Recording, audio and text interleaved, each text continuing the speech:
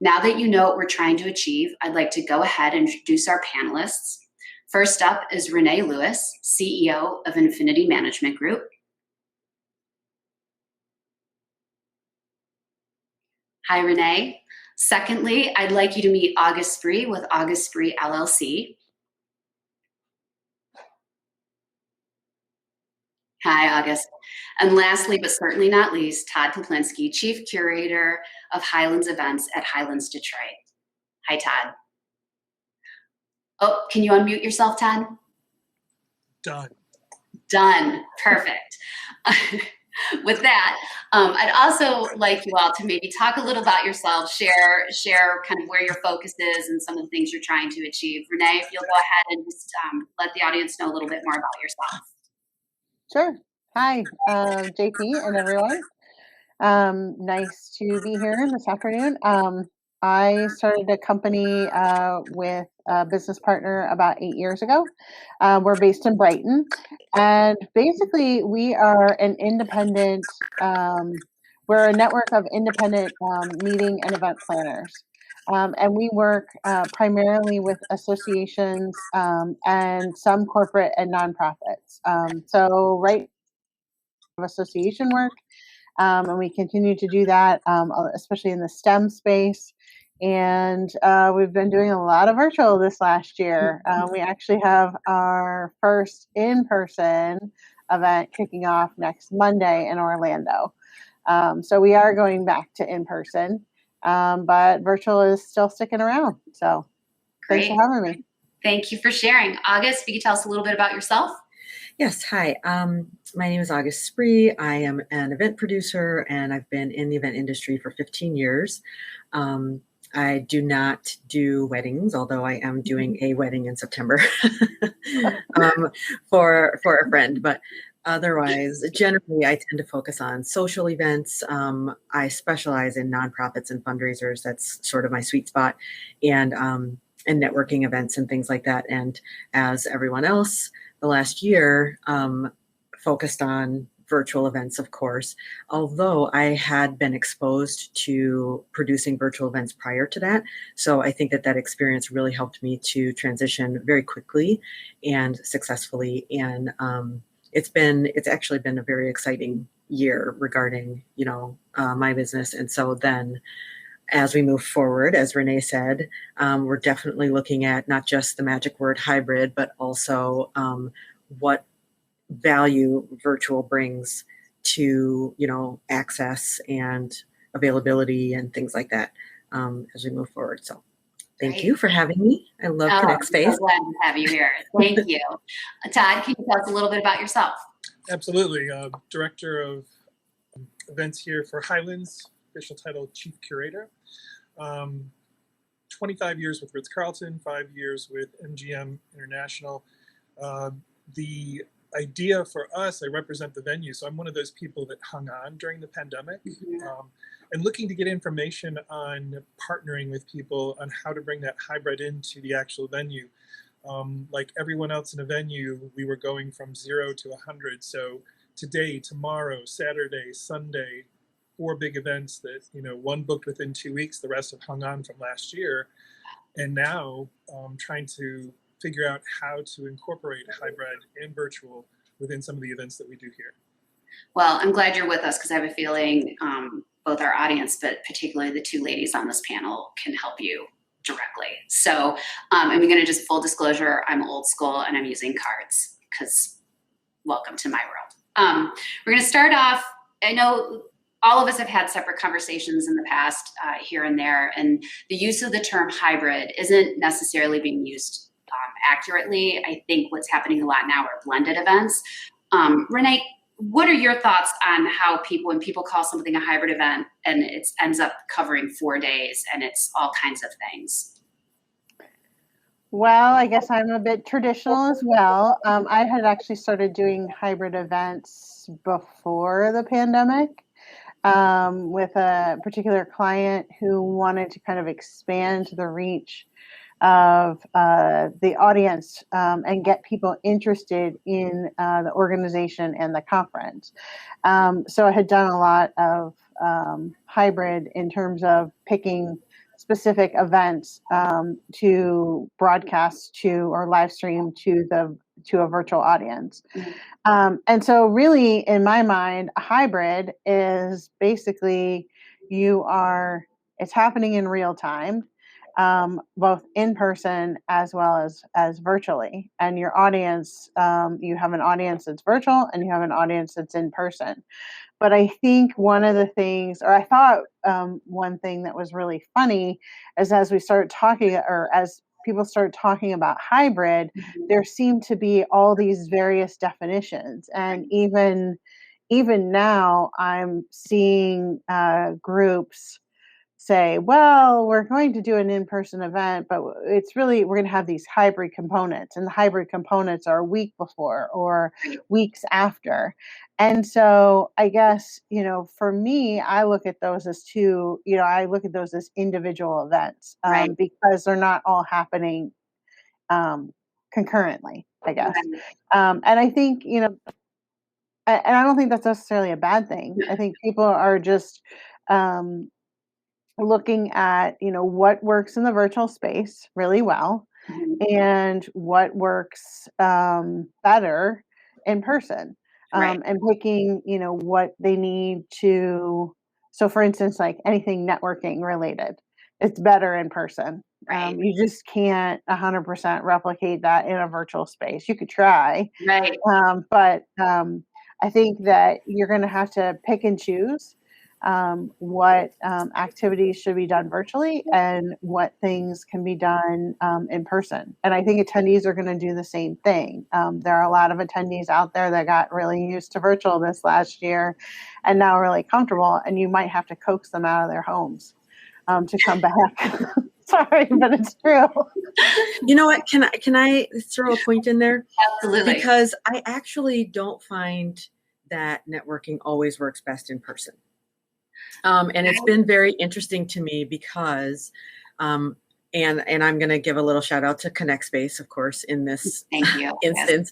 But I think platforms like this enable, I have attended and put together countless networking events, and sometimes it's a slam dunk and sometimes it's a it's sort of like going to, a vintage store. Like sometimes you find like the find of the century and sometimes you don't find anything. And I think in person, it's a little harder to sort of like scan the room and figure out who you're going to shake hands with before time is up. The intel is not there. You don't have the intel that a platform can right. Right. So I think that moving forward, some kind of blended approach to networking events is going to be the most beneficial, because having the information that this virtual platform provides ahead of time, and then say you get into the room with people or you have preset meetings set up so you know who you're looking for. I think that's going to be incredibly beneficial, because we haven't been able to target like that. We get 100 people in a room and everyone's just sort of mingling, and then you have the person who likes to chat, and they take up all your time and you don't get to meet anybody else, So there's all those components that I think we can start to erase with using virtual, ideas and things. I can jump on that too, because I think for me, I'm an introvert. Which is, I think, very common with event people. So when I have to go out in the world and network, I do that instant, like that thing, you scan the room and you're like, it's that kind of awkward approach where you just go, I'm just going to go do it.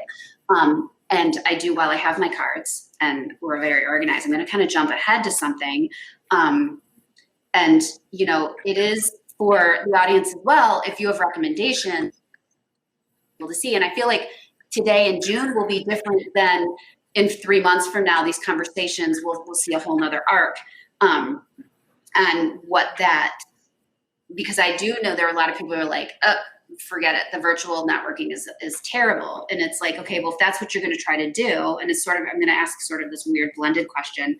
So we're talking about hybrid events, which is really 2 events in one. So you've got your live, then you've got your virtual. You're managing them in a very different way. Do you keep your networks separate, or is there some sort of funky, cool way with some of these amazing production companies that you try to do this engaged scenario? So those are the things that run through my head, and then you start thinking about budgeting. How do you budget for all of this?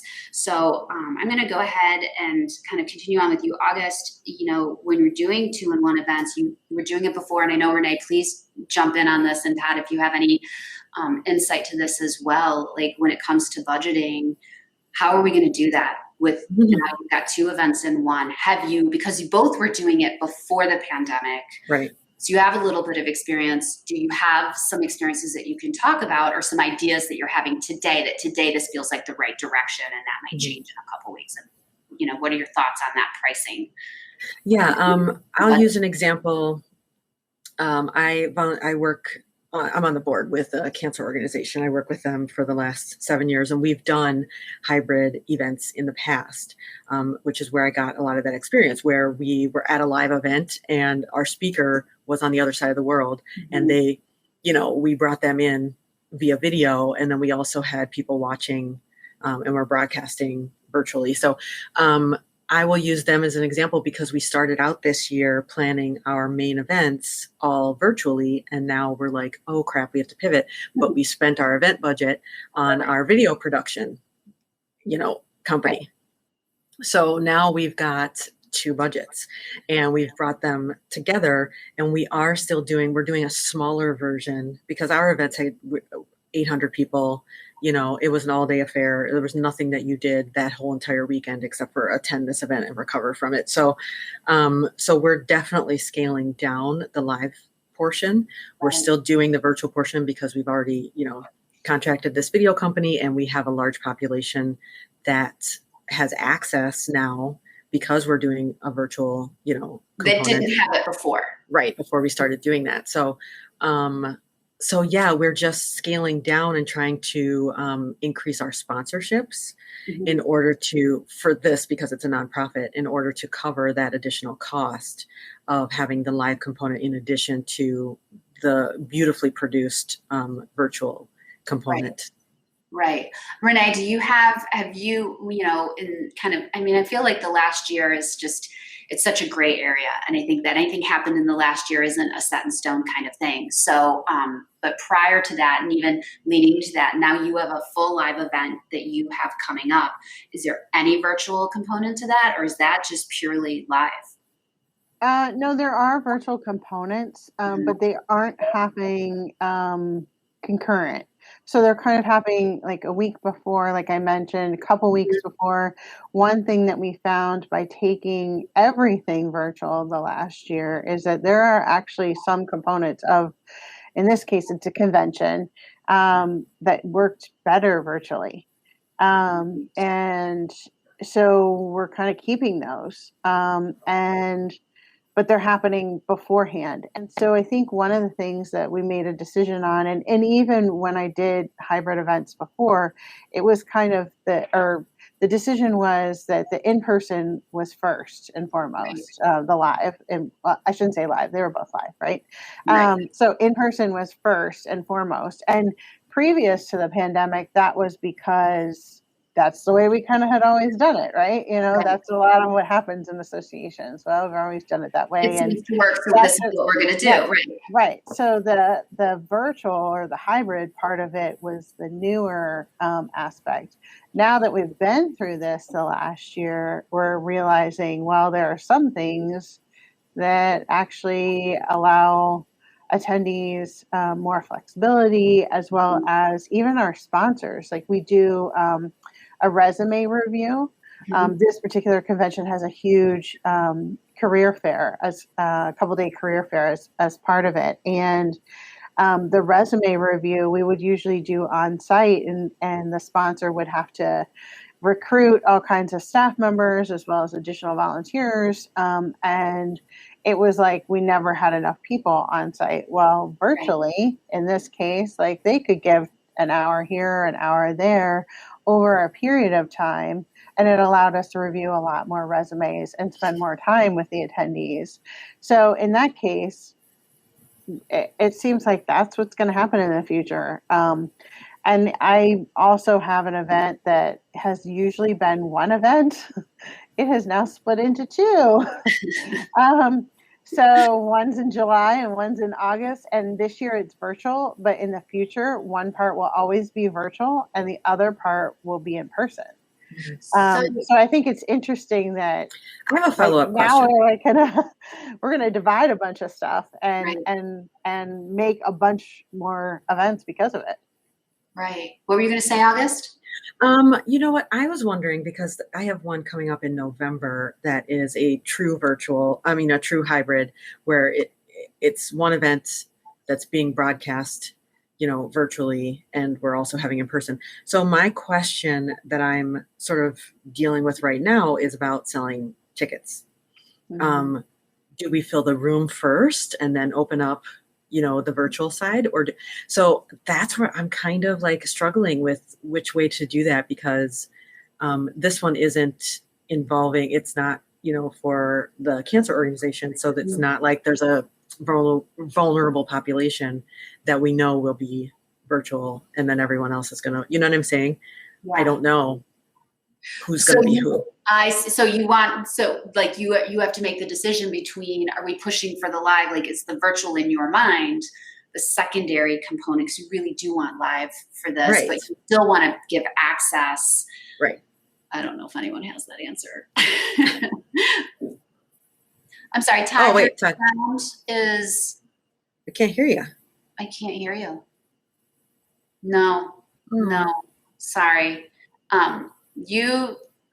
I know we were messing around with that. You work on that phone and sound. We're going to continue with the conversation, and if you can just pop in, if it comes to fruition, we can't hear you. Alex says refresh and rejoin. Alex, that's right. So just full disclosure to the audience, we all have our own separate chat page, and Alex is now communicating. And also full disclosure, August is one of our users. Renee does not use our platform, but August does. She actually knows our platform better than I do. So thank you for that, August. We might as well go ahead and share as well, because we're event people. Todd manages a venue, and he gave me a heads up call about 20 minutes before we went live and said, I have an employee that has an issue and may not be here in the time that I need him to, and I might have to run off and do a load in the middle of this conversation. And he asked he's like, do you have a contingency? I'm like, yes, 2 other event people. We have got this covered. So hopefully we get Todd back. If we don't, let's continue the conversation. If we don't, at a minimum, I'm going to share are you there? Can you hear me?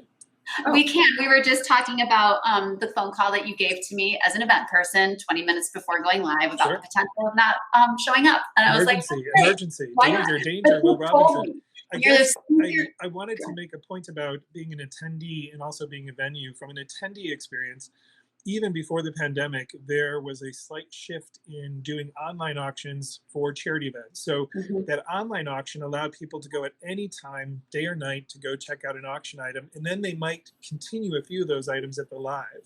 Right. Which meant that there would be more space at the live venue, the in-person venue, in order to do more people at that event. I think I will see more of that in the future, from the standpoint of being able to do blended or provide 2 different experiences in order to provide ROI or more revenue streams on those certain items. To the point about going to a pre-event and targeting people that you want to talk to, I think that is a benefit more than a detraction, because if I can do a pre-hybrid or virtual experience and connect with people, and then in a week or in 3 days, I'm going to be at a live experience in order to see those people in person and catch them, that has more benefit to me as an attendee. From an event standpoint or a venue standpoint, I just want to make sure that the people that are attending the live have the best experience and enjoy where they're going to be. Right now, coming off the pandemic, there has been a pent-up demand in order to be in spaces. And I have been seeing people who would normally have 1 or 2 cocktails, they might imbibe a little bit more. And so they're just having fun and they're getting out. And I think that's going to be the case for maybe another 4 to 6 months.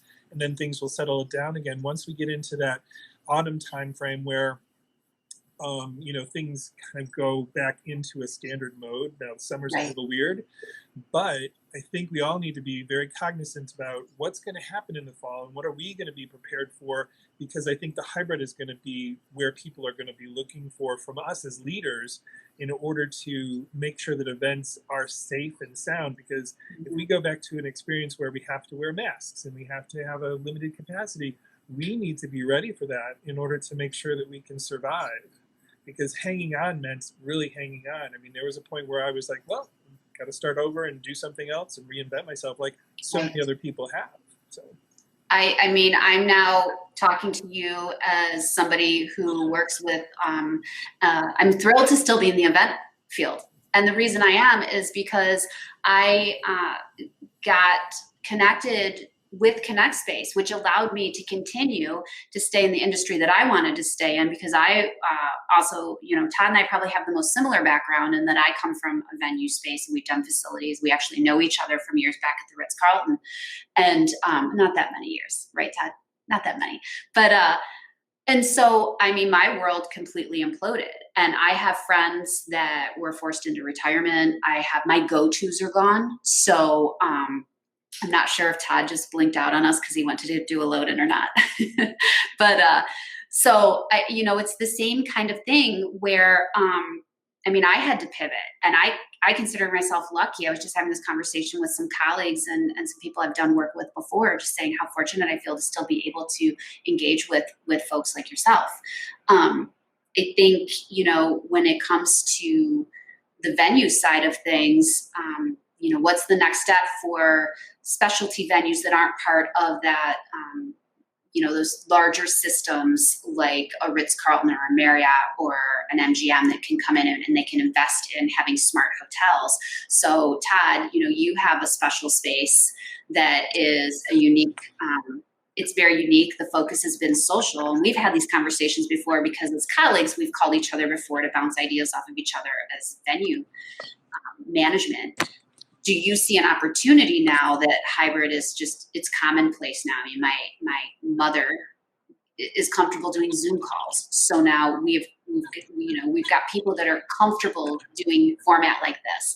Is this an opportunity where there wasn't one before for venues that maybe had to be a certain type of thing because of what they could or couldn't provide on a capacity level? I think that remains to be seen from specialty events. So with Alex and Renee, I would lean on them to help bring business to me, but then I'm going to have to rely on those production companies in order to make sure that what the hybrid or what the virtual experience in my space is going to look like is quality, because I don't have that experience with it not being in a big house anymore. So, you know, companies like MGM and Ritz and Weston have the ability to kind of drop in audiovisual kind of experiences pretty quickly. But for me, I'm a standalone, as well as there are a ton of people now that are standalone. So we're going to need that kind of help and partnership. And I think that's why this conference, this virtual experience and Connect Space is probably one of the best ways for us to connect to each other, because I would not have been introduced to Renee or Alex without this experience. And I think the more connections that we make through you, JP, and through the company kind of help filter out to the greater events community in Detroit. Right. I mean, you know what I will say? Go ahead. For smaller events, you know, what's super helpful is boost your internet connection. Like as much as you can, whatever, like boosters. You know, I'm trying to use you as an example right now, Todd, but as he, you know, are you with us or are you frozen? Okay, good. Yeah. I mean, honestly, because as an event producer, if I'm bringing in an AV company, that's not really, you know, I'd rather use a smaller venue for me. I love supporting small businesses and locally owned and all of that. So that's always my go-to over, you know, an MGM or something like that. And bringing in an AV company it's not going to be that difficult to incorporate those virtual components for an event if you have that strong internet connection. That's like the make or break right there. So right. Yeah. And I think I was just going to say from speaking of like smaller, more locally owned, like I'm doing an event at the end of August in a church in Fort Lauderdale. And they only have like a limited number of internet or Wi-Fi kind of capabilities. So boosting that internet is key, as well as, they don't really have production support. So they're kind of like, okay, who do we go to? Right. And I don't necessarily think you always have to have not that I don't love AV and production companies, the big ones, but sometimes you can't afford to do that, and you need somebody who can be a producer, for the day of the event, or for a certain period of time. And so, opportunities to network with people who do freelance work, on the production side, I think that's like the thing that I'm looking for, as well as more, I don't want to say staff, but more because I work with basically a network of independent planners. I'm always looking for more independent planners that are, that have room in their schedule to do projects, because it makes it really hard to bid on things without knowing, like, hey, I've got a bench to kind of go to. Right. One question I had, or actually, because I kind of felt like maybe we didn't answer that question that August had about pricing. Oh yeah.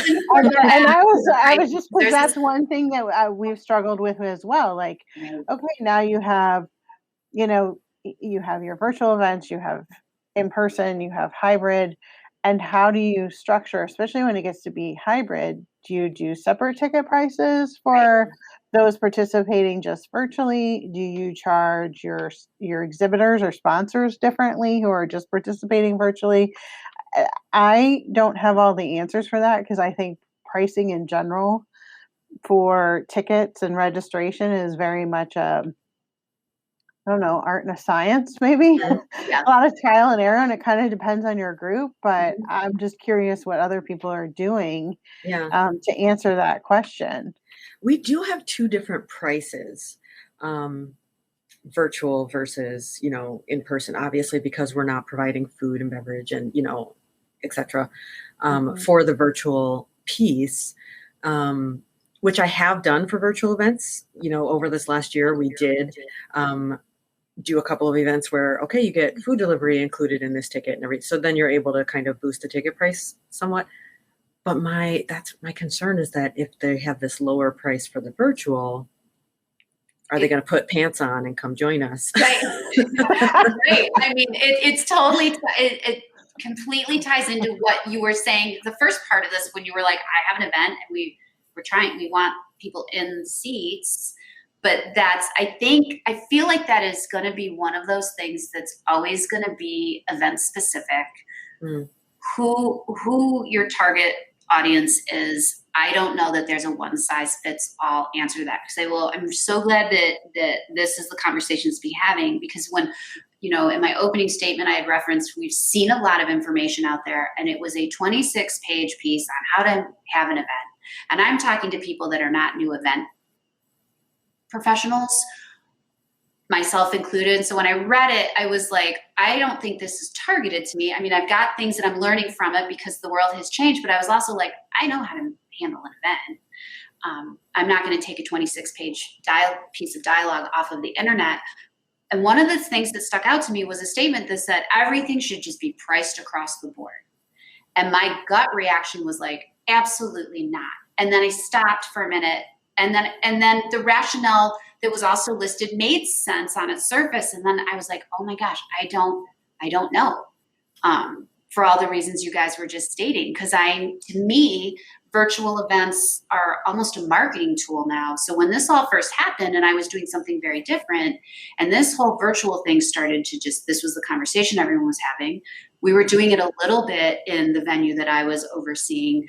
We were always talking about live stream capability because we knew that it was becoming a component of instead of the entire thing. And now, in some cases, it's the entire thing. So to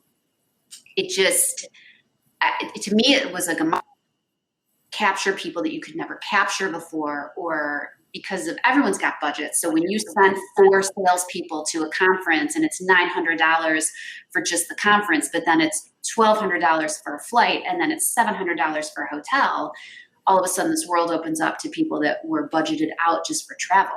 So I don't know that that's ever going to be something that can be firmly, definitively answered. Right. And I feel like it's conversations like this, and it's getting groups like ours together. It's if anyone is in the chat has a recommendation, or if they see, want to reach out and talk to each other separately, that's the kind of thing. Because I think, like anything, typical event style is we all refer to each other and ask each other. And it's like, well, this is what didn't work for me, or this is what did work for me. And I don't know that we've had enough of those experiences yet to bring that catalog to the table and be like, here's an example. So I was just informed that Todd did have to jump off to go and do a load-in. So welcome to events. I love it. When he did call, he sounded a little concerned, and I'm like, this is not something that's going to upset someone like me, because we all know that this is what events is. And particularly right now, I think one of the issues is that we're all dealing with is just finding bodies, people to be able to do it. And so that's another thing that we're all working on. Which is why, Renee, you and I need to make sure we keep information when I need I want to learn how to better engage people in networking events. Oh my gosh, I have some fun networking events ideas. have to be totally curated, but I mean, No. this is like, feel free. I've had to some do really that successful ones. Yeah, no. One of the better ones that we did was. Which it's not really a new idea. I think we just did it in a little bit different way, was like these bingo cards. So first we were at this was right before the shutdown, by the way. So this is in person. But getting through that like awkward, like I'm saying, when you're holding your glass of wine, looking around like, who am I going to like assault really in this moment? So what we did was, as everyone checked in, they got this little bingo card, and on the card was, just different qualities, like hates pizza, never been on an airplane. I made them all up, and I pulled some from some suggestions online and different things, but some were really obscure. There happened to be someone who didn't like pizza at the event, which really shocked me. I thought that was going to be the holdout, but their goal was, and I had prizes, so the first 3 people to complete their entire card could then turn it into me for verification. And the rules were on the back of the card, so they couldn't duplicate, they couldn't talk to one person and then check off 4 boxes and things like that. So it had to be each individual. So it really encouraged people to spend that like 5 to 10 minutes and then move on and meet someone else. And we had a lot of new faces there, and people who were just like, yeah, wow, I usually don't really get to talk to many people, but I literally talk to everyone here. It's great. So that's just like one. You moved them on as part of the networking, like everyone's got to move, or Right. you have, because I've seen that in live, and I'm also seeing that a little bit in virtual. So yeah, and we didn't have a lot of seating. That was the other thing. That's another thing I do typically for. Well, right, because you do tend to too easy plant. to sit down and. It really is. You just plant in one place, and then whoever kind of wanders by. or you find the one person and that's the only person you speak with. Right.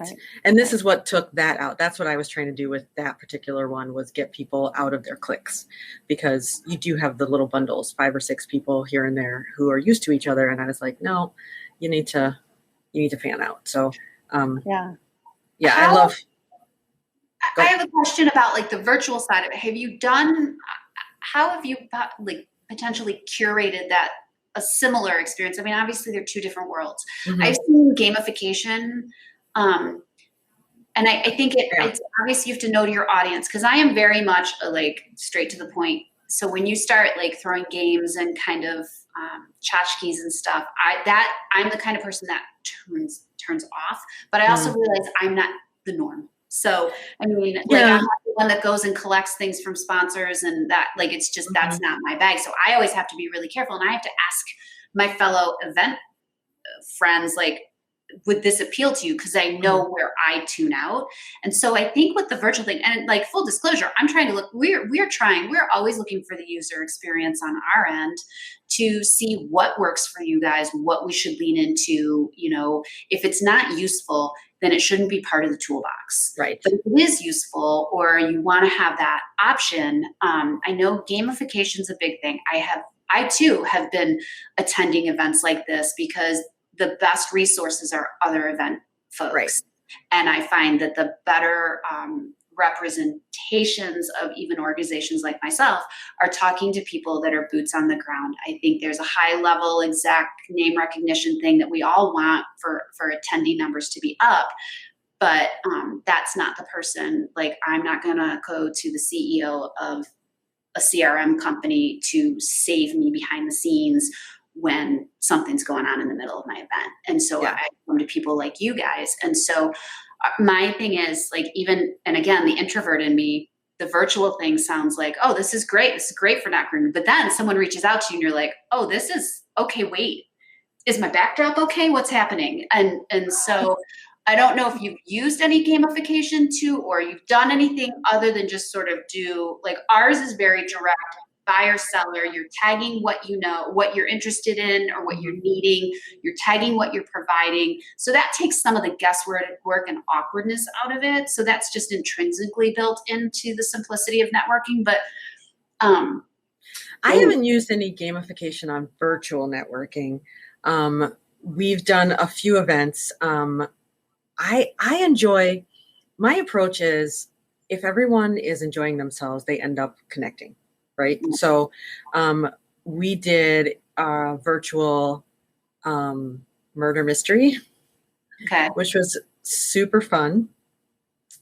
People got so into it, like so into their characters, that it really, I was surprised. I was like, okay, people are going to be kind of whatever, but we did a 1920s like murder at the juice joint, and I literally like purchased like all the files from a company for the virtual like characters and had everyone register. And then the day before sent them their character. So my name was Moxie. I was like the host for the night, So, and people were encouraged to show up in costume, but not required. So that way people who didn't feel comfortable didn't, feel the need.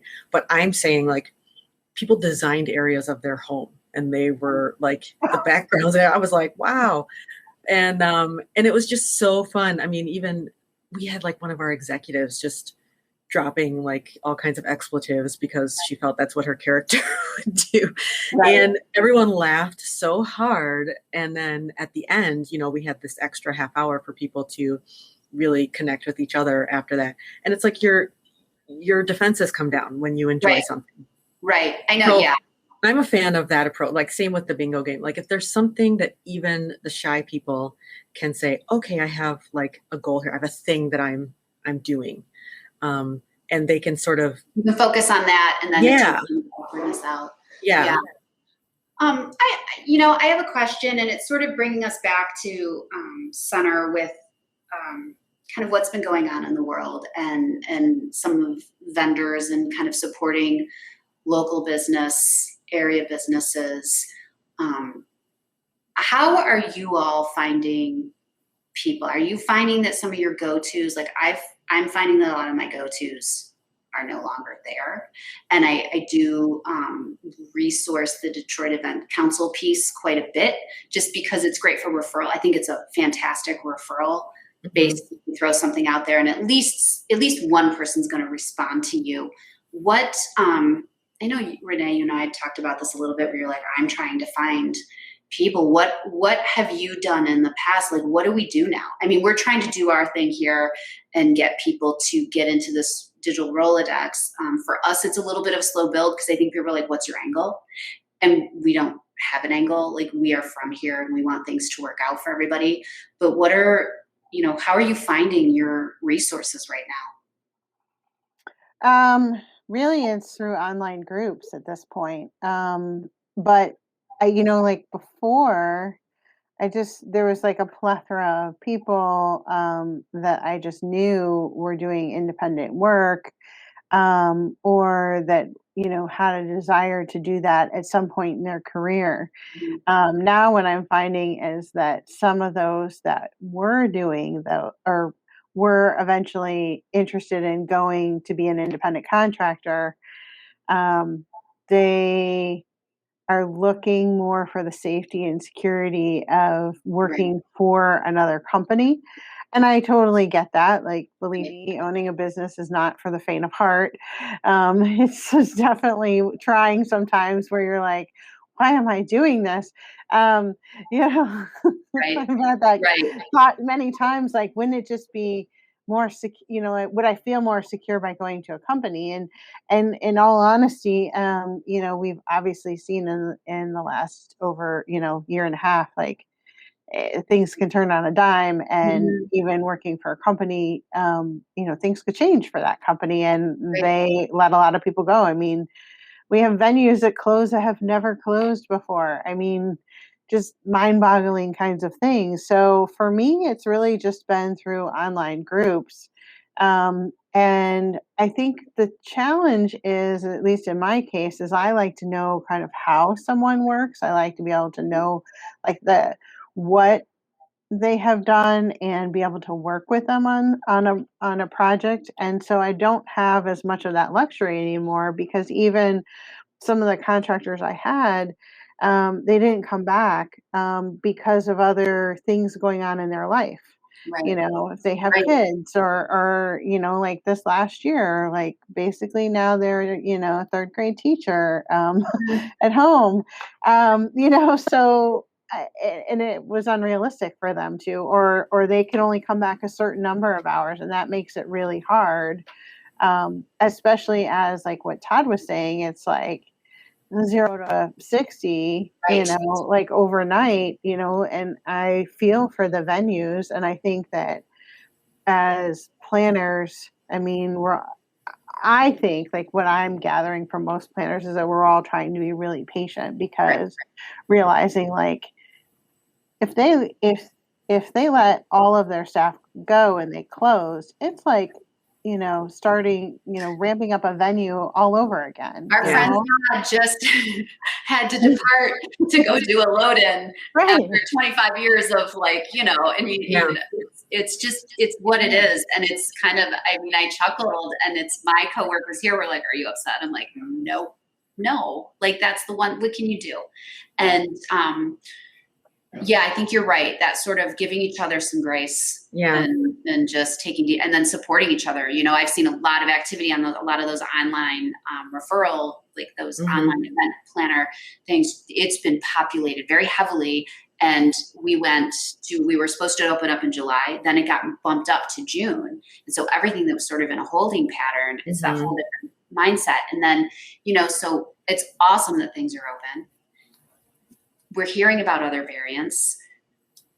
We're all bracing for a dip, but I think we all know we all are better at sort of the reaction to it. And then I do think come fall into 2022, we'll start seeing where, like, this whole hybrid world really shakes out. Yeah. August, did you want to say something about? Yeah, I was going to say there are some groups in LinkedIn that are helpful as well, event professional groups that help with referrals. And then for me, okay, I was looking up this because the city of Detroit Instagram page. So a guy that I've worked with a couple of times, Eric Thomas, his official title is Detroit Storyteller. Mhm. But he works for, no, I absolutely love him. But he's really, really great with highlighting local businesses that are owned by community members across all of the City of Detroit platforms. So City of Detroit is a good place to start, but then there's a bunch of little accounts that are offshoot from there where they highlight different businesses.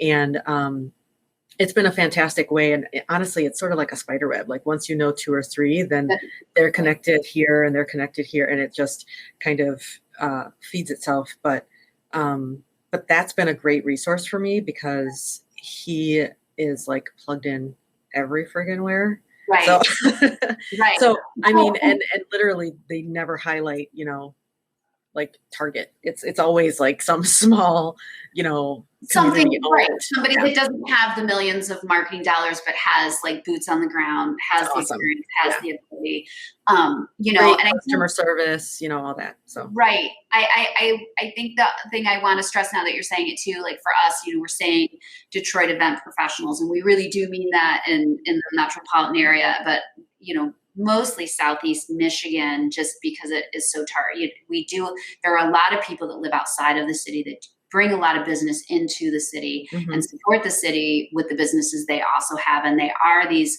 independent businesses, and they do a lot of work with the Detroit businesses. And that's kind of what we want to start building, trying to help. I mean, we're not going to build it back up like the whole community does it, but if we can, in our small way, try to assist in that. And then, you know, it's funny because it just popped in my head when I first met you, August, you had brought something up, you know, you're not from Detroit originally, right? No, I spent 19 years in Chicago. Right. And you had referenced like how the different vibe, the difference here. And you were not disparaging to No. the fantastic city of Chicago, because it's a fantastic city. But you were like, I want you to use your own words, but you had even referenced how different it was, and where this is a place where people lean into each other. I do. It's really fantastic. That's one of the differences that I noticed between Detroit and Chicago, because they have such similarities. They're both Midwest cities, Mm-hmm. you know, they have similar vibes. They're both survivor, you know, both cities have been through some ish. And so they just kind of survive and bounce back and find a way. And so I think that is really refreshing to me, because I was born on the East Coast and sort of transplanted as I was building my post high school life over to the Midwest. And it's really a place where I can just appreciate the people and the mindsets and everything. But with Detroit, specifically Detroit metro area, it is very collaborative, I guess. I was trying to figure out the word, but collaborative. Yes. Like people really do. They're just like, okay, we want to support each other. And as a matter of fact, if I'm being honest, I found it a little difficult in the beginning because of that. I still had clients back in Chicago that I was working with as I was trying to sort of reestablish my family here and everything. And people would talk to me and go, oh, okay, you from Detroit? And I would go, no, I just moved here from Chicago. And they were like, oh, okay. You know, and it was like, there was like a minute there where they were like, well, you know. Well, let's test her. Let's just see what she's about. Right. Yeah. Well, I mean, it is an attitude thing. Like, how far are you? I respect that. I respect that, like, people want to support local people, you know, because I appreciate doing that too. So I kind of was like, okay, I'm going to prove myself here. And now it's been, 7 years and it's been fantastic. Yeah. But I love that. I really do. Right. How is it, Renee, for you? You're outside of the city by about, an hour or so? Yeah. So I'm in Brighton. Both of you? Yeah. Yeah. How is it for you being able to, I know I don't want to keep kicking a dead horse here, but were you using like your go-tos before? Was it sort of acclimated to a range within where you're located? Because I know you do business in Florida too. I know you're kind of back and forth. So, I don't know if there's a divide. Like, I don't know if there's a line, because I know I used vendors from all over when I was running a facility. Yeah, so it kind of goes like my clients are kind of all over. It's in fits and spurts of what comes like from Detroit, or that I'm doing things in Detroit. And I love doing things in Detroit. I had the chance to work on a project for 2 years for the Convention Visitors Bureau, and it was awesome. I learned, I'm not from here originally either, but I've lived in Michigan for 21 years, so I feel like I'm from here now, and I got to learn a lot more about the city, and as well as all of the great companies and vendors that are here, and so. For me, like most of my independent contractors, I liked having them in Michigan. And that's one thing that I'm kind of having to break out of that, because I just don't have the same kind of network here that I do across, other parts of the country. We're going to try and change that. Yeah, I hope so. Especially like right now, I'm looking for some virtual producers. You put it out there, so you have tagged what you need. Because I will say, before we're coming up to the end here, for me, nothing frustrated me more when I was managing a venue, and I saw my clients bringing in outside production when we have so much here. Mm-hmm. You know, kind of shipping in stuff from the outside when I knew what we had here.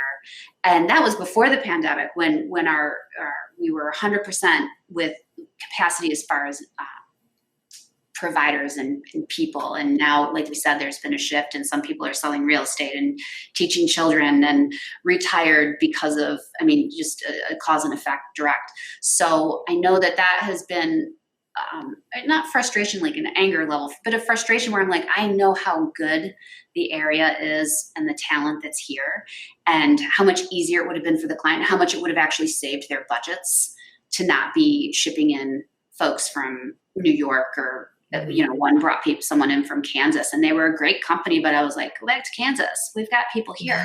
So with all due respect, right? So that's just me being a little like, this is my home and these are the people that I work with and love and want to see thrive. And I worked in Midtown for almost 6 years before things kind of took a turn. And I grew up outside of the city my entire life. My mother was raised in the city. And so I have love for the whole area.